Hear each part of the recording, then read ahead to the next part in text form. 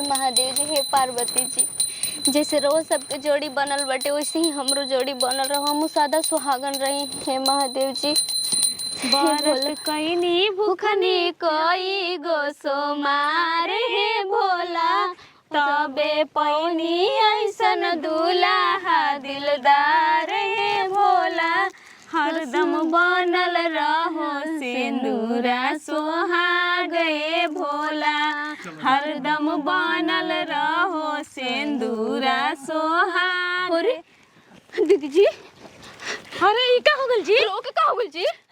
हाजी बात ऐसन बाई आवत रहूं पर नदी हला तो हम तिलिंगा के साफ काट देलो। ठीक रहो, यहाँ के साफ काट देलस, यहाँ के कुछ ना हो सकेला। हे भोला जी, अरे हम इस त्योहार कइले बानी, अरे रात पर्व कइले बानी, हम अपने पति खातिर भूखल बानी, सदा सुहागन रहे खातिर।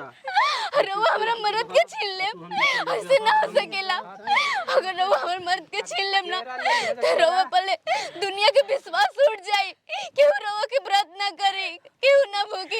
दीदी हम अपन व्रत पूरा करम दीदी, यहाँ के कुछ नहीं केवल दीदी हम संग व्रत पूरा करवा दी दीदी। एकरा खातिर करबो दुनिया में है ये नहीं करके हम अपने मर्द खातिर करम दीदी जी।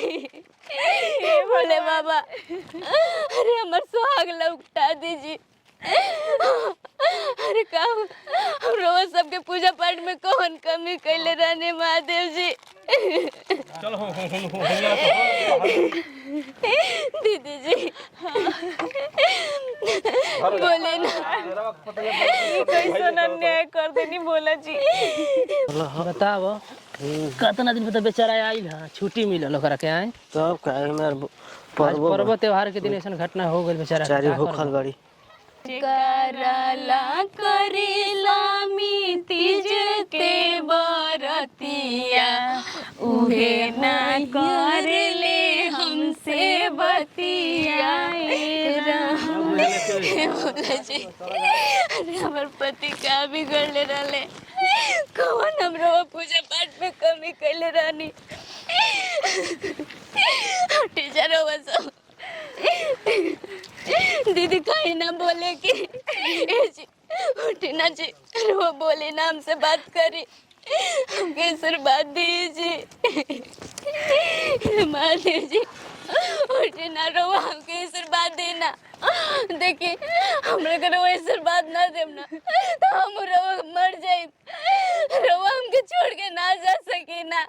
दीदी जी बोले ना यहाँ के उठेंगे दीदी जी, हम कितना मनाई दीदी जी, हमसे काहे उठल बानी, आई को लटा दे जाए यहाँ के लेके मत जाए जा।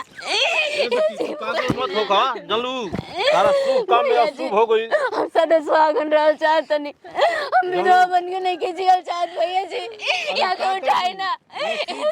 छोड़ दे ऐसन कनिया, चीज है कि का करबू, तार नसीब तकदीर सही नहीं थे। चलो जाओ दीदी जी यहाँ के जब जाए तब हम जाए, यहाँ के संगे संगे हम जाए।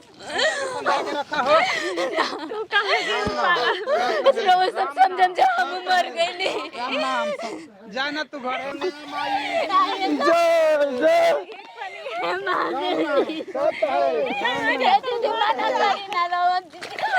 अरे मार तुझे कनिया ना दीदी रहो हमरा के छोड़ दे, हम के संग नहीं पगला न पड़ू।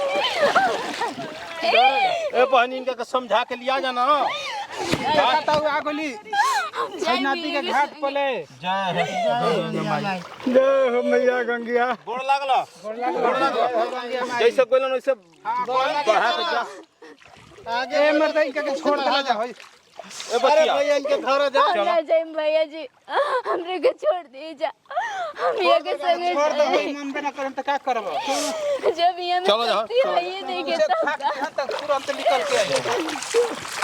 चल अरे हमको आँख खोल देती। सरकारी बस्ती बाबू हे गंगा मैया, अरे रोवा में तो शक्ति नहीं के जे रोवा हमारे पति के जिंदा कर दे, रो में अगर शक्ति बा तो हमारे पति के जिया दे गंगा मैया। हे देवताओं देवियों, आज एगो बड़ी भक्त मुसीबत में बिया, हम रक्षा करे जाता नहीं, देखा जा सहाय होखी हो। हे बेटी बेटी, अरे तोहरा भक्ति से हम अति प्रसन्न बानी। हमरा के गौरा जी प्रेरित करके भेजली कि भक्त के जाके रक्षा करी, न तो दुनिया में हमनी के मान मर्याद ना रह जाई। बेटी आँख खोला। क्या बोला था? अरे हम भूख प्यास कहाँ चल गए? भूख प्यास लगने नहीं गई, हमारे तो गटे सुखाइल रहे हैं। बेटी सब दुख तार समाधान होई। सुनता नहीं, रुआ खोली ना, अभी तक आँख रुआ ना खोलने। देवी देवता, अरे खोली है आँख बेटी। अरे अरे आँख खोला तार सब समाधान होई। दू बाबा आपकी बानी बाबा। हम एगो जोगी साधु संत बानी, लेकिन हमरा दया आई आगनी कि भाई विपत में पड़ल बिया बेचारी। हाँ बाबा, हमर देखी ना पति आँख नहीं की खोलत। खोली है। अरे कहाँ खोला तनी आँख? खोली है, लेकिन एक परीक्षा बा तोहार। का बाबा बोली? रउआ हम अपने पति के जियावे खातिर कुछ भी कर सकी ना। ठीक बा, तो एक रात हमरा संगे तहरा रहे के बा, इहे परीक्षा बा। का? अरे रउआ अपने के बाबा कहत नहीं, पंडित कहत नहीं, रउआ एक नंबर के ढोंगी बानी। हमरा के ना चाहे और एक रात हम अपन पति संगे भले मर जाए मिट जाए, लेकिन बस बस बेटी, तोहरा भक्ति पर हम अति प्रसन्न बानी।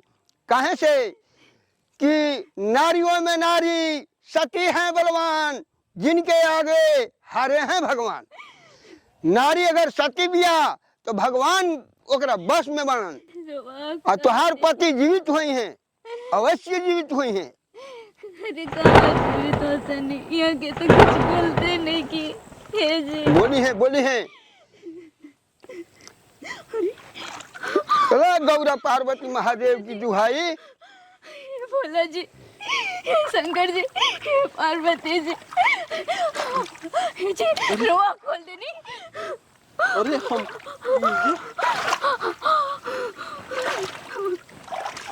रुआ बाबा, रुआ धन्य बानी बाबा, हम धन्य बानी। हम धन्य नहीं थे, तू धन्य बारू कि आज बस में भगवान के भी कल हलू। ना बाबा, बाबा, अरे बाबा कहाँ चल गए नहीं? अरे बाबा ना, हमने के साथ में महादेव जी, शंकर जी, बोले बाबा ये सब पूजा पाठ के कृपा हटे कि आज बाबा हमनी के सहाय भइल ना। हम कितना उल्टा सीधा बोलनी है जी, सब देवी देवता के बहुत बोलनी।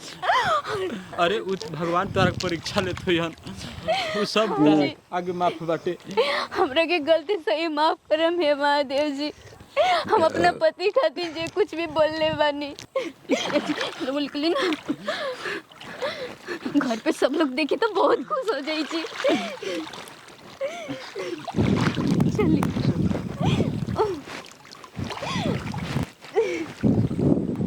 और हमरा तो कुछ मालूम न पड़त रहे कि हम कहाँ बन। शुभ काम में अशुभ हो गई। सुनो ताड़ू, हाँ हो कहाँ हटे जी? भाई कुल सब हटाव। मान लो हमके शुभ काम में अशुगुन हो गई तो कुल का रह के होई। हाँ जी, ले जाइए, हटाइए, हाँ? फेंक दी मैं कूड़ा कबाड़ी में। अब तो देवी देवता ले विश्वास से उठ गए। अब कभी हमनी के घर में पूजा पाठ ना होई। अब का होई? ले जाइए, हटाइए, जेकर परिवार ले जाइए, उन्हें हटाइए। चल गुल तो ई सब का होई? ढंढ कमंडल हटाव। कितना श्रद्धा से, कितना शौक से दोनों गोतनी रखले रही जब बरत। चलो तू भगवान के देखना गई। दीदी जी, अरे बबुआ बबुआ जी, तू देता देवी बावन तब हमनी के बानी जा। देता देवी कैसे काहे फेंकत रहा? हाँ दीदी जी, अरे भोला बाबा कैसे कहे भी ये लोग पूजा पाठ के चलते तो हमार जीवित बानी भैया। हे महादेव जी, गलती से ही माफ करम घर के आदमी के, ऐसा कामे हो गए रे माफ जरो। करो भैया, और ये कुछ समझ में नहीं के आए। देखते हुए ऐसा काम कर देखो भगवानो परीक्षा ले जल्लू। हे भगवान। हाँ कन्या हटी जी, हटी हमनी के पूजा कर ली फिर से। हे शंकर जी, आज बुझा गई कि नौरा में कितना शक्ति बाटे।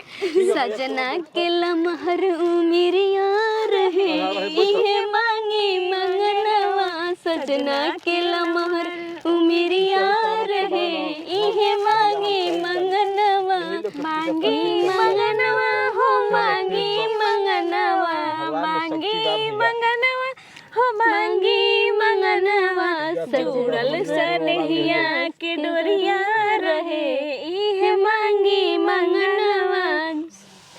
दीदी जी, हाँ आज महादेव जी की कृपा से हमार सुहाग लौट गइला। अभी ये देवी देवता से हमरा कुछ न चाहिए, बस सादा सुहागन रही। हे महादेव जी, ऐसे ही कृपा बनैले रहा घर परिवार पे भी। चलो तू हाँ गोड़ लागल। छोटकी, हाँ बबुआ जी गोड़ लगी। मुड़ी पटकी जी गोड़ लगी। हे शंकर जी, अगर कोनो गलती सही भइल होई ना तो माफ कर दे। हाँ महादेव जी, चलिए जी, सब भी जलवानी रोवा। चलो चलिए दीदी। चलो जा।